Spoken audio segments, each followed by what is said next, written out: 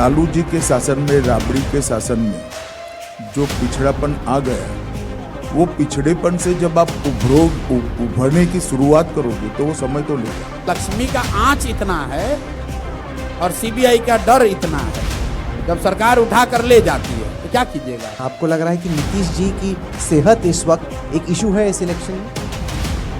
शायद आप कैंपेन को ढंग से फॉलो नहीं कर रहे हो। वो हर रोज 5 सभाएं कर रहे हैं।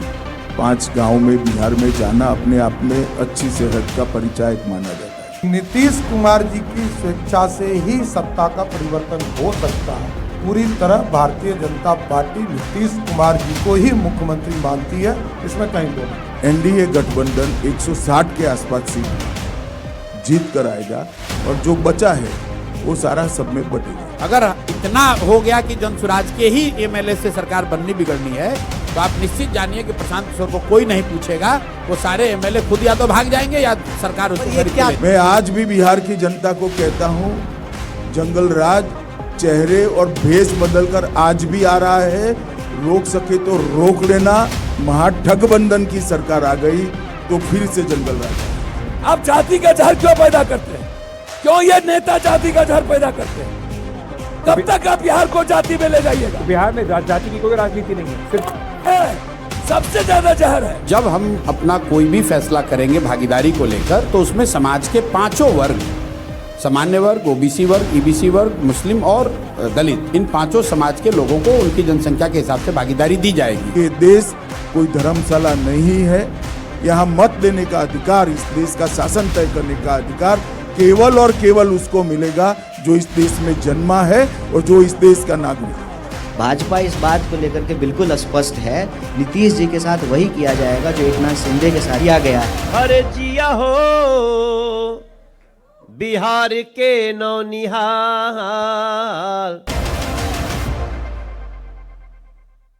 आपको लग रहा है कि नीतीश जी की सेहत इस वक्त एक इशू है इस इलेक्शन में?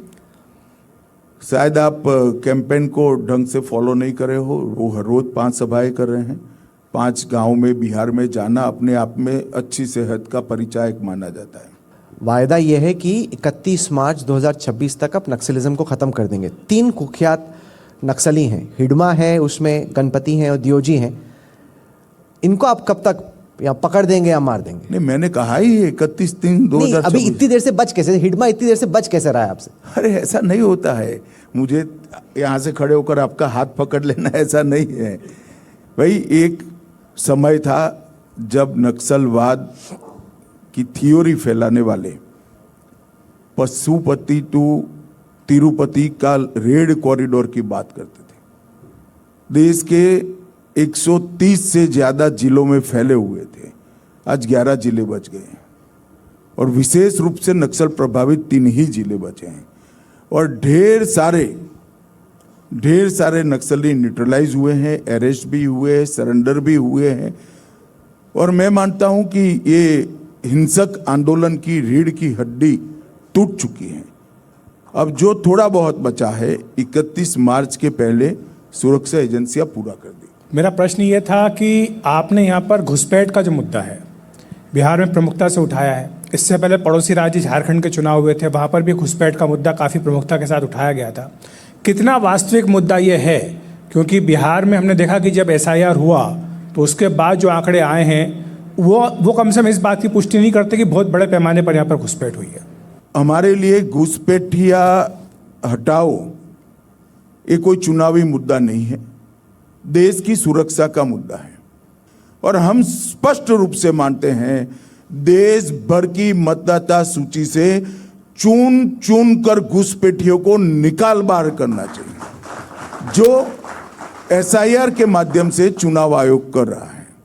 हमारे विरोधी जो है, चाहे लालू जी की पार्टी हो चाहे कांग्रेस हो, वो SIR का विरोध इसलिए कर रही है कि घुसपैठियों को उन्होंने अपनी वोट बैंक माना है। ये चुनाव जीतने का दृष्टि से घुसपैठियों पर स्टैंड तय करना ठीक नहीं है। अमित शाह जी, बिहार में खास तौर पर कई सारी लोकल पार्टियां हैं, छोटी छोटी पार्टीज़ हैं और कुछ जो अपना पैर जमाने की कोशिश कर रही हैं। अब उनको ये डर है कि चुनाव नतीजे के बाद अगर एक साफ मैंडेट नहीं मिलता है तो कहीं उनके साथ जोड़ तोड़ की कोई कोशिश तो नहीं होगी? वो आपसे मैं आश्वासन उनकी चाहते चिंता हैं। अभी से आश्वासन में दे ही देता हूं, कोई साफ मैंडेट नहीं आने वाला है, ऐसा नहीं है। 2/3 बहुमत से एनडीए की सरकार बनने का है, तो वो चिंता तो वो करे ही नहीं, ज्यादा वोट प्राप्त करने की चिंता करे।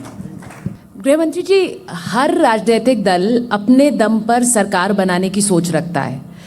बीजेपी बिहार में कब अपने दम पर सरकार बना लेगी? देखिए, हर दल अपने दम पर सरकार बनाने की सोच रखता है, वो आपकी बात ठीक नहीं है। हर दल अपने आप को एक्सपांड करने का प्रयास करता है और करना भी चाहिए, ये लोकतंत्र का मूल लक्षण है। परंतु जब राजनीतिक सिद्धांतों के मेल खाने के बाद जो गठबंधन होता है, सरकार तो गठबंधन की ही होती है। सर, जिस तरीके से आपने नक्सलिज्म के खिलाफ लड़ाई लड़ी, क्या आपको लगता है कि ड्रग्स कार्टेल्स के खिलाफ भी उसी तर्ज पर, उसी अग्रेशन के साथ लड़ाई लड़ना संभव है? देखिए, नक्सलियों के खिलाफ भी लड़ाई बहुत लंबे समय से चल रही है। सुर्खियों में इसलिए आया कि 1.5 साल पहले मैंने कहा कि 26 मार्च तक ये समाप्त हो जाएगा। ड्रग के खिलाफ भी हमारी लड़ाई लगभग 4 साल से बहुत अच्छे प्लानिंग के साथ चल रही है। डिस्ट्रिक्ट लेवल तक, तहसील लेवल तक से लेकर भारत सरकार तक इसका एक पूरा तंत्र बनाया गया है और वो तंत्र बहुत अच्छे तरीके से सफल हुआ है। मुझे पूरा विश्वास है आने वाले 4 साल में भारत की सभी राज्य सरकारें और केंद्र सरकार मिलकर ड्रग के कार्टेल को, चाहे वो जिला स्तर का होगा, प्रदेश स्तर का होगा या राष्ट्रीय स्तर का होगा, उसको ध्वस्त करेगी। जिस दिशा में विपक्ष के नेता राहुल गांधी देश के लोकतंत्र को ले जाने की कोशिश कर रहे हैं, जिसमें वो चुनावी प्रक्रिया पर ही सवाल खड़े कर रहे हैं, लगातार जब भी वो बोल रहे हैं वो एक तरीके से डेमोक्रेसी को डीलेजिटिमाइज करने की कोशिश कर रहे हैं, कह रहे हैं कि सरकार एजेंसियों का दुरुपयोग करती है, वोट चोरी करती है। क्या आपको लगता है कि एक शंका क्रिएट करने की कोशिश हो रही है देश के वोटरों में कि वाकई में आप लोग जीत के आते हैं या बैकडोर से कोई एंट्री मार के आते हैं? देखिए, 11 साल से ये प्रयास चल रहा है कांग्रेस पार्टी के नेतृत्व में विपक्ष द्वारा, और राहुल जी के कांग्रेस के प्रमुख नेता बनने के बाद, पहले अध्यक्ष बनने के बाद, फिर विपक्ष के नेता बनने के बाद इस प्रयास को काफ़ी गति मिली है। मगर मुझे देश की जनता को पूरा भरोसा है, इस देश में अदालतें भी हैं, अदालतें न्यूट्रल हैं। वो हर आरोप को लेकर रोड पर ही जाते हैं, कहीं अदालत में नहीं जाते। संसद में बहस नहीं करते हैं, संसद छोड़कर वॉकआउट कर देते हैं। कांग्रेस के अध्यक्ष मल्लिकार्जुन खड़गे तो अब आरएसएस को बैन करने की मांग कर, उन्होंने भी 100वां साल हुआ, उन्होंने कहा कि आरएसएस को सरकार को बैन करना चाहिए, उनकी डिमांड आई। नहीं, मगर उन्होंने कोई कारण नहीं दिया। राहुल जी, हम सब जानते हैं राष्ट्रीय स्वयंसेवक संघ एक ऐसी संस्था है जिसने मुझ जैसे देश के करोड़ों युवाओं को देश बनाने के रास्ते पर चलने के लिए प्रेरित किया है, देशभक्ति के संस्कार दिए हैं, डिसिप्लिन के संस्कार दिए हैं। और हमें ये भी देखना चाहिए कि आरएसएस से निकले हुए ही 2 लोग इस देश के प्रधानमंत्री भी बने हैं, और शायद दोनों इस देश के सबसे अच्छे प्रधानमंत्रियों में से एक माने जाते हैं। तो आरएसएस का योगदान देश के विकास में, देश के समाज को सही दिशा दिखाने में, देश में सज्जन शक्ति का संग्रह करने के लिए और युवाओं को सिर्फ अपने लिए नहीं, देश के लिए भी जियो, इस रास्ते पर ले जाने के लिए बहुत बड़ा योगदान है। खड़गे जी की मंशा तो मैं समझ रहा हूं, मगर वो कभी बढ़ नहीं आएगी। उत्तर भारत की बात करें, पूर्वी भारत की बात करें, तो बिहार ही एक ऐसा राज्य बचा है जहां पर कि बीजेपी अब भी या तो छोटा भाई, और आपने इस बार बड़ी मुश्किल से जुड़वा भाई का दर्जा प्राप्त किया है। बड़ा भाई कब बनेगी बीजेपी? बड़ा भाई भी थे और हम तो बनाने वाले लोग हैं। भारतीय जनता पार्टी ने 1990 में बिहार में लालू प्रसाद को पहली बार मुख्यमंत्री बनाया, और 2020 में भी आपको याद होगा नीतीश जी नहीं तैयार थे। आदरणीय प्रधानमंत्री जी ने आग्रह किया कि आपने बिहार के लिए काम किया है, आगे भी आप करें, और मुख्यमंत्री बनाए। इसलिए आज भी मैं कहता हूं कि नीतीश कुमार जी की स्वेच्छा से ही सत्ता का परिवर्तन हो सकता है। दूसरा, नीतीश कुमार जब तक हैं पूरी तरह भारतीय जनता पार्टी नीतीश कुमार जी को ही मुख्यमंत्री मानती है, इसमें कहीं दो मत नहीं। चलिए सम्राट जी, आप बार बार नीतीश कुमार जी और उनके कामों को गिनाते हैं, लेकिन आपके ऊपर आरोप लग रहा है ये कि आपने जनता को 10,000 रुपये की घूस दी है, रिश्वत दी है, 1.5 करोड़ लोगों के अकाउंट में 10,000 रुपये, वो भी चुनाव से ठीक पहले। तो अगर आपको अपने काम पे इतना विश्वास था तो फिर ये रिश्वत की क्या जरूरत थी? इसको 10,000 ही चुनाव बोला जा रहा है। ये कोई आज का दिन नहीं शुरू हुआ है। जो बहन 12 साल से 17 साल की थी, उसको साइकिल, पोशाक, उसको 10,000 रुपया मैट्रिक पास करने पे, इंटर पास करने पे 15,000, 25,000 रुपया ग्रेजुएशन पास करने पे, और जीविका की समूह शुरू की गई। आज 56,000 करोड़ का मार्केट है जीविका का। हम उसको उद्योगपति बनाना चाहते हैं। हमारा इंटेंशन, वोट, हम पिछले 20 वर्षों में काम कर रहे हैं। ये लालू जी का राज नहीं है कि बोलते कुछ थे और करते कुछ थे। सम्राट जी, सवाल टाइमिंग के चलते उठ रहा है। क्या टाइमिंग? चुनाव के ठीक 15 दिन हम डिलीवर कर चुके। पहला उन्होंने 7 हत्या के अक्यूज आपको बोला, और दूसरा बोला आपके डिग्री पे सवाल उठाया। तो क्योंकि आप यहाँ मौजूद हैं इसलिए ये दोनों सवाल हम उनके सवाल थे जो आपके सामने रख रहे हैं हम। नहीं, मेरा ये मानना है कि यदि सम्राट चौधरी किसी भी मामले में अभियुक्त हो तो सम्राट चौधरी राजनीतिक तौर पर संन्यास लेना पसंद करेगा। इस तरह के चीजों में नहीं पड़ता हूं। ये न्यायालय को तय करना है। मोकामा में जिस तरह से मर्डर हुआ, इस पर आप क्या कहेंगे? कांग्रेस पार्टी का तो कहना है कि पिछले 24 घंटे में यहाँ पर 9 मर्डर हो चुके हैं। नहीं, देखिए इशूज क्या है, इशूज को देखना पड़ेगा। आपने किसी भी नेता का, कल से एनडीए के नेता का सुना होगा, स्पष्ट तौर पर कहा है कि प्रशासन अपना कार्रवाई करे। लगातार एफआईआर हुए, कई लोगों की गिरफ्तारी हुई है, और आगे भी पोस्टमार्टम कल हुए हैं। जो लोग भी इन्वॉल्व हैं उनको 48 घंटे में लोग पुलिस गिरफ्तार करेगी, इसमें कहां तो मत है। नेताजी ये बताइए, क्या ज़्यादा आसान है, दूसरों को लड़ाना या खुद लड़ना? नहीं, यहाँ पर भी दूसरे को लड़ा ही रहे हैं। फ़र्क बस ये है कि एक नया फॉर्मेशन बनाकर उसको लड़ा रहे हैं, और इससे पहले की जो एक्सपीरियंसेस रहे हैं वो पहले से जो फॉर्मेशंस बने हुए थे उनको लड़ाया जा रहा था। लेकिन अगर आप 2014 को देख लीजिए, मोदी जी का कैंपेन, तो वो भी एक तरह से नया ही फॉर्मेशन था, क्योंकि गुजरात का कोई किसी राज्य का चीफ मिनिस्टर किसी राष्ट्रीय दल का नेता बन जाए और फिर उसको, उसके कैंपेन को अगर आप कर रहे हैं तो वो भी एक नया ही एक्सपेरिमेंट था। तो अभी भी चुनाव लड़ा ही रहे हैं, तो उसमें कोई बहुत फर्क नहीं है। फर्क बस मानते हैं कि प्रतिष्ठा का सवाल है आपके लिए, क्योंकि जितने भी देश के नेता है ना, वो सब कहते हैं ठीक है बेटे, कोचिंग करना एक बात है, आओ बैटिंग करके देखो, फिर पता चलेगा कितना दम है तुम। नहीं, ठीक बात है। वो तो जब भी आप कोई काम करते हैं तो प्रतिष्ठा तो दांव पर होती ही है। जो भी आप प्रेडिक्शन करेंगे, कोई बात कहेंगे, तो उसमें गलती हो सकती है। कोई हम लोग भगवान तो है नहीं। तो प्रशांत जी, अब आपने बोल ही दिया है प्रेडिक्शन की बात, तो उसी से शुरुआत कर लेते हैं। आप बार बार कह रहे हैं या तो अर्श पर या फर्श पर एक आप नंबर, अब अर्श का और फर्श का नंबर बता दीजिए, क्या है आपकी रेंज इसमें? नहीं, अर्श और फर्श पे क्या है कि ज़्यादातर नेताओं से ये एक्सपेक्ट किया जाता है कि आप आइए और बिल्कुल आंख बंद करके बोलिए कि हम ही जीत रहे हैं, हम ही जीत रहे हैं। तो वो जो चीज़ मैं देख पा रहा हूँ वही आकर कैमरे पर बोलता हूँ। मैं अब ये जानना चाहता हूँ, आपने कहा कि राघोपुर से अगर या कहीं से भी कोई मुख्यमंत्री चुनाव लड़ा होता, अभी अभी आपने कहा, तो मैं लड़ता, जैसे अरविंद केजरीवाल ने शीला दीक्षित के अगेंस्ट में दिल्ली में लड़ा था। पर सम्राट चौधरी तो चुनाव लड़ रहे हैं। सम्राट चौधरी के खिलाफ आपने कैंपेन छेड़ा हुआ है, आप सम्राट चौधरी के खिलाफ चुनाव लड़ लेते अगर आप ठीक ऐसा है। वैसे तो मैं 243 पर लड़ सकता हूँ।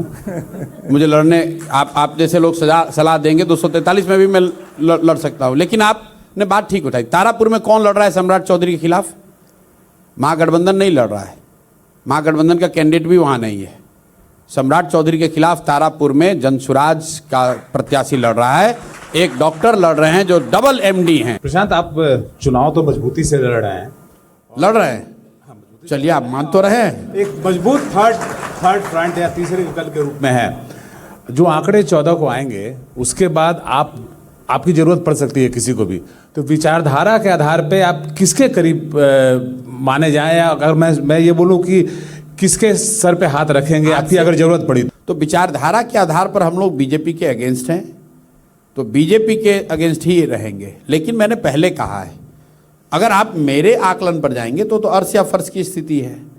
तो अगर हम फर्श पे हैं तो हमारी जरूरत किसी को नहीं है, और अगर हम अर्श पे हैं तो हमको किसी की जरूरत नहीं है। अगर बीच में रहे और आपकी जरूरत पड़ी तो, और अगर बीच में रह गए तो हम लोगों ने पहले ही कहा है कि हम लोग समाज की राजनीति करना चाहते हैं, पक्ष विपक्ष की राजनीति नहीं करना चाहते हैं। अगर जनता नहीं मैंडेट दे रही है तो जो काम पहले से कर रहे हैं वो करते रहेंगे। सब कहते हैं लेकिन जब बारी आती है तो फिर एक साइड पे हो जाते हैं। भाई लोगों ने कहा था कि सब कहते हैं लेकिन चुनाव होगा तो गठबंधन कर लीजिएगा। बोलेंगे कि वर्ड की मजबूरी है, क्या करें, सरकार तो बननी है। भाई यही बात है राहुल जी, आप चूंकि पुराने पत्रकार हैं, आपको अनुभव है, आपने कई चीजें ऐसी देखी हैं। लेकिन जो चीजें लोग देखते हुए आए हैं उसी को तोड़ने के लिए तो हम लोग ये प्रयास कर रहे हैं। मैं आपको बिल्कुल ये आश्वस्त कर रहा हूं कि न चुनाव से पहले गठबंधन न चुनाव के बाद गठबंधन। हाँ, ये जरूर संभव है कि 30 अगर मान लीजिए आपकी हाइपोथेटिकल सिचुएशन आ जाए कि इतने नंबर आ गए जिससे कि आप ही के बगैर सरकार नहीं बन रही है जी, तो वो लोग भाग जाएंगे। ये भी मैं जानता हूं, मैं उसको रोक नहीं पाऊंगा। कोई कॉन्फिडेंस ही नहीं है नेताजी का, नहीं कॉन्फिडेंस नहीं है। ये देश की जो स्थिति है, और ये कोई नई बात नहीं है। आप जरा कांसीराम जी का जर्नी देख लीजिए, एक बार नहीं 10 बार उनके पार्टी को तोड़ा गया। थोड़ा सा सवाल लेते हैं अंकित त्यागी से। अंकित, प्रशांत जी, ये एक्सपेरिमेंट आपका नया है, 3 साल से आप इस पर मेहनत कर रहे हैं, लेकिन बिहार की राजनीति में ऐसा नहीं है कि राजनीति में आपका जो काम रहा है वो इससे पहले भी रहा है। 2015 में आप जेडीयू के ऑफिशियली हिस्सा रहे, उस समय 15 में नहीं 18 में। उसके बाद आपकी पार्टी में एक अब जो एक पार्टी का विलय हुआ आरसीपी साहब, वो भी जेडीयू से बहुत साल जुड़े रहे, यानी कि सत्ता के साथ आप लोगों ने काम किया है। तो बिहार की जिस बदहाली की आप बात करते हैं, एक मौका आपको तब मिला था उस बदहाली को कुछ बदलने का या उसमें कुछ पॉजिटिव कंट्रीब्यूशन करने का, तो आपको लगता है कि आप लोग विफल हुए क्योंकि आप लोग राजनीति से जुड़े रहे, सत्ता के साथ जुड़े रहे? बिल्कुल ठीक बात है। आपने मेरे अगर पहले के बयान सुने होंगे तो मैंने ये पहले भी बताया है कि सत्ता में तो मैं कभी यहाँ नहीं रहा हूँ, दल का हिस्सा जरूर था। उस नजरिए से आप उतनी मेरी जिम्मेवारी आप तय कर सकते हैं। जेडीयू के वाइस प्रेसिडेंट थे आप? हाँ, वाइस प्रेसिडेंट दल का न होता है, सरकार के वाइस प्रेसिडेंट नहीं थे। हम लोगों ने जिम्मेवारी ली है। और मैंने आप पहले भी कहा है कि कोविड के दौरान मुझे इस बात का रियलाइजेशन भी हुआ कि इतनी शक्ति, ताकत, नेटवर्क, पैसा, संसाधन होने के बावजूद मैं अपने लोगों के लिए कुछ नहीं कर पा रहा हूं। इसीलिए तय किया कि नहीं, अब ये दूसरा रास्ता लेना है। पावर प्ले की शुरुआत वन डाउन आप ही आए हैं आज? नहीं, देखिए, हमारा मैं अक्सर बिहार के भावनाओं का गीत गाते रहा हूँ, और आज से नहीं तो कई गीत हमको दूसरे लोगों ने लिख के भी दिया। जैसे एक लाइन है, अरे तू माटी के लाल रे लाला भैया भैया भैया, तोरा पूर्वी शान निराला भैया भैया भैया, हाँ तेरे पुरखे जिए अंधेरा और तूने जना उजाला, तेरे गोड़ पखारे गंगा तेज से है आग झुलसता, तेरे आगे चल के हरे आसमां पे सूर्य निकलता, हरे जिया हो बिहार के नौनिहाल, तनी नाची के तनी गाई के तनी धूमधाम से आपन भाव जगावा ये भैया हो, जिया हो बिहार के। अमर हो गए आप इस गीत के साथ। अब ये भाव जो है, इसमें जो लाइन हमने की तेरे गोड़ पखारे गंगा तेज से है आग झुलसता, अब ये सारी भाव बिहार के उस श्रम शक्ति को बताते हैं जो विपरीत परिस्थिति में भी खड़ा रह लेता है।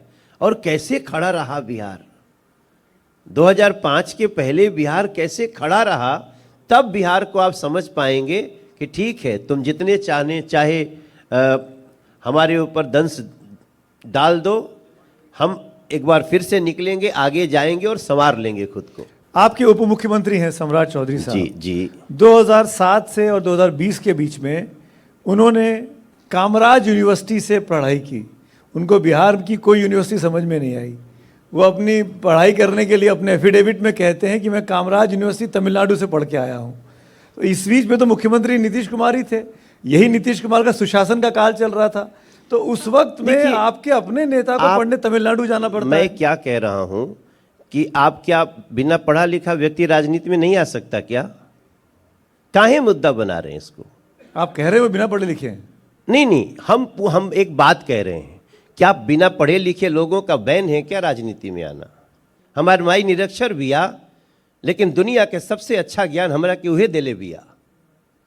माई हमर पढ़ल नहीं खे, बाकिर हमके पढ़ावे ले, पाप काह पुण्य काह रोजे सिखावे ले।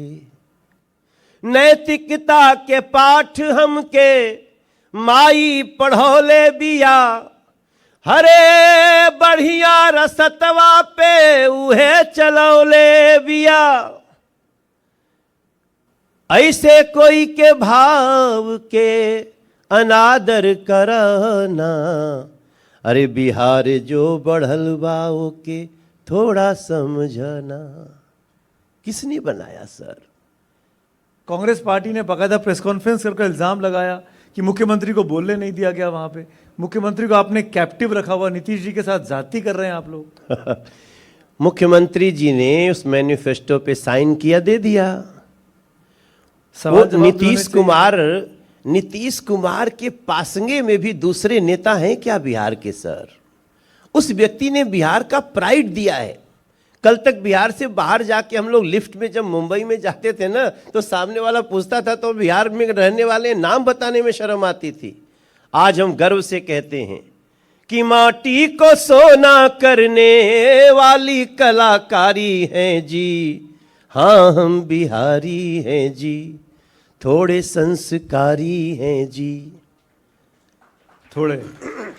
थोड़े ही कहते हैं, हम बिहार वाले हैं, हम अपने से अपनी बड़ाई पूरा नहीं करते हैं। बाकी लोग कहेंगे, हम तो यही कहते, थोड़े संस्कारी हैं जी। अरे अकेले चाणक्य जैसे 100 पे भारी हैं जी, हाँ हम बिहारी हैं जी। बिहार की राजनीति में अगर कोई एक लड़ैया है अंकित, तो मुझे लगता है वो पप्पू यादव है।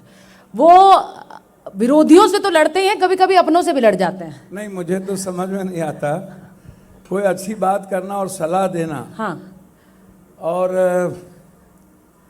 रास्ते और सच्चाई की बात करना लड़ाई नहीं है। जब बिहार की राजनीति में आप एक बतौर एक गठबंधन, महागठबंधन के रूप में लड़ाई लड़ रहे हैं, लेकिन उसी में जब आपके ऐसे बयान आते हैं, बहुत से लोग कहते हैं पप्पू यादव चाहते ही नहीं है कि तेजस्वी यादव मुख्यमंत्री बने। सब लोग कहते हैं भाग से ज्यादा भगवान की कृपा से कुछ भी नहीं होती है, तो उसमें पप्पू यादव ना भाग में है, ना भगवान में है, ना कृपा में है।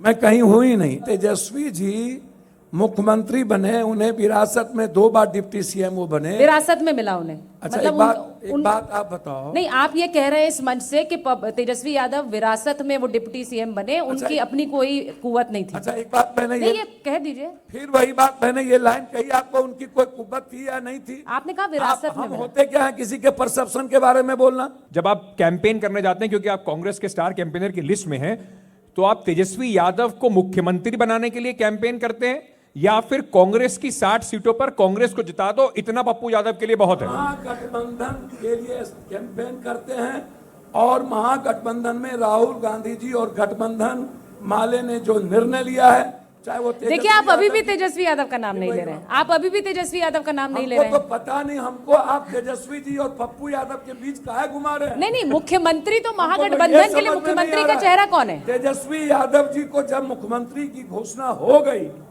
और अत्यंत पिछड़ी जाति ईबीसी एक एससी का, तो फिर पप्पू यादव से ये सवाल क्यों पूछा जाता है? बिहार में जाति की कोई राजनीति नहीं है, सिर्फ है। सबसे ज्यादा जहर है क्या जाति की राजनीति? लिंगायत बोक लिंगायत नहीं है क्या? तो बेंगलोर में वो मराठी गैर मराठी नहीं है क्या? एनडीए ही कर रहा है, महागठबंधन नहीं करता है जी। वो राजनीति जाति की सिर्फ एनडीए कर रहा है, महागठबंधन नहीं, कांग्रेस नहीं करता है। कि पप्पू जी हैं तो बहुत सारे और भी सवाल है, लेकिन इनको बताइए कि वो जो जंगल राज जिसे आप खुद इस मंच से स्वीकार रहे हैं, उसका दाग अब तेजस्वी यादव अगर सत्ता में आते हैं तो पूरी तरह से धो देंगे। फिर मैं कह रहा हूं कि वो जंगल राज नहीं था। जो लोग बेचारे आते हैं बाढ़ में, आप उनकी मदद करते दिखाई पड़ते हैं, हमेशा ऐसे जेब में हाथ डालते हैं, गड्डी निकालते हैं। अभी कितनी गड्डी रखी हुई है आपकी जेब में? भैया अभी आपको गड्डी दिखा देंगे तो चुनाव आयोग पूछेगा कहां से लाए पैसा। सबके पास गड्डी है ना, आप लोगों के पास हो दिवाकर? किसी के पास नहीं है भैया, यहाँ भी बांटने वाले, किसी के पास नहीं है, यहाँ भी बांटने वाले भैया। आए हुए हैं पैसा देने वाला, कहाँ है दिवाकर? जेब में पैसा है ना आप लोग को? पैसा है ना? पैसा सुड्डू है ना? सबके पास पैसा है। कांग्रेस का जो टिकट बंटवारा जो गठबंधन में हुआ है उसमें आखिरी तक देखा गया कि सेट नहीं हो पा रहा था, किसको कितनी सीट मिलेंगी, 10 सीटों पर अभी भी फ्रेंडली फाइट चल रही है। पूर्णिया में आपकी मर्जी से टिकट बटे हैं या पप्पू जी को पूछा ही नहीं और ऐसी टिकट बांट दिए? अच्छा, पूर्णिया में मेरे मर्जी से कांग्रेस में किसी की मर्जी चलती है क्या?